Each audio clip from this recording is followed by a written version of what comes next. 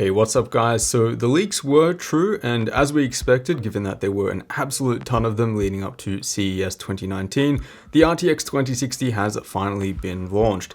So let's take a look at the specs and the pricing and see if this thing is worth waiting for. So Jensen Huang of Nvidia started his keynote at CES 2019 with the usual RTX and Turing marketing and whatnot. We've all seen this with the 2080 and the 2080 Ti, so I'm not going to go over the Turing architecture and all of that here. Instead, we're going to be focusing on the new release, the new affordable offering, the RTX 2060. So here's what you need to know in terms of the specs. The Founders Edition card is launching at $349 US, packs 1920 CUDA cores, a boost clock of 1680 MHz, 6 GB of GDDR6 memory, and all of that is at a 160 watt TDP.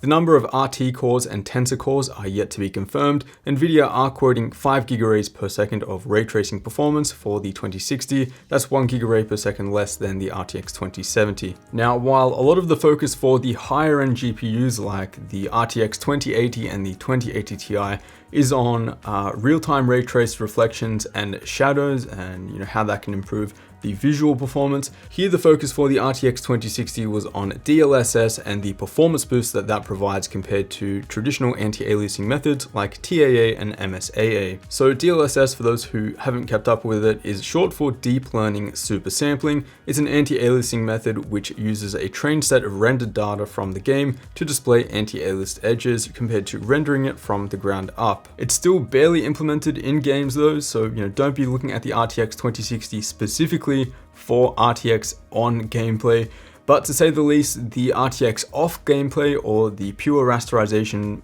output of the RTX 2060 does look to be fairly strong against the current GTX GPUs. In terms of a release date, Nvidia did quote January 15th as the official release date, so about 1 week from this video, and as you would expect, many aftermarket cards with different cooler designs will also be available. The Founders Edition card was briefly shown on stage by Jensen, and as far as we can see, it does feature a shorter PCB and smaller dual fan cooler than the other RTX cards. A few of the aftermarket models were also shown in a bit of a grid format. You can't really see much, but no doubt you will be seeing a lot more of those in the coming days. So the RTX 2060 will also be bundled with either Anthem or Battlefield 5. Both of those games will be updated with DLSS, which will be the primary marketing focus, at least for the RTX 2060.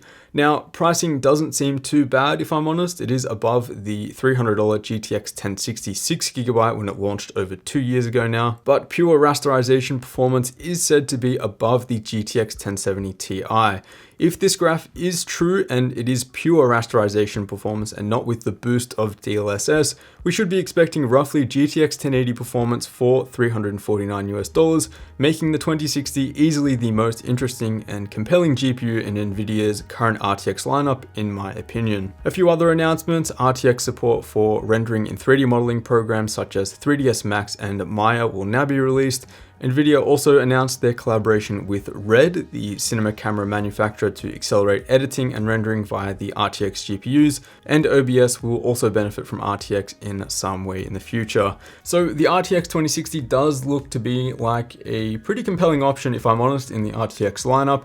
Of course, we will have to wait until the full reviews go live to see if that RTX off or pure rasterization performance really is close to the GTX 1080 as we've been shown on stage. And as we have learned from the 2080 and 2080 Ti, Nvidia, they really like quoting the lowest of the low of the MSRP.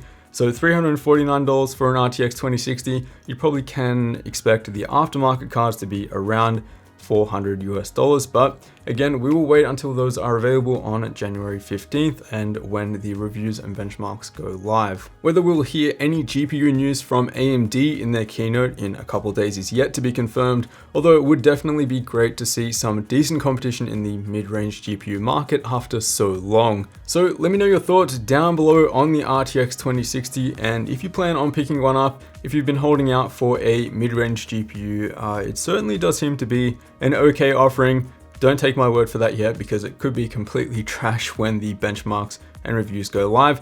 So definitely subscribe for that down below if you're not already. As always guys, a huge thanks for watching. I'll see you all in the next one.